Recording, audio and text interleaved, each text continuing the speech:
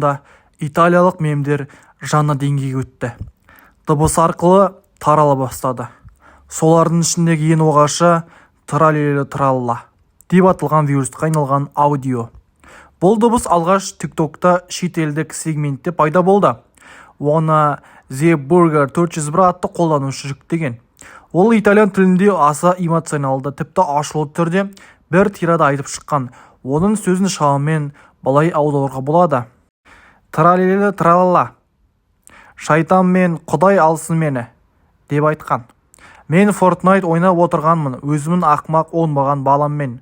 Сол кезде менің әжем Арнелла Ликапелла келіп, мына ақымақ бургер бізді қарғыс-атқыр пюре жеуге шақырып жатыр деді.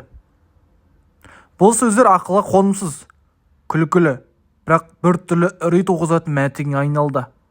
Әсіресе траллелі-тралла жолы TikTok пен басқа платформаларда қайта қайталанып, адамдардың санасына сіңіп қалды.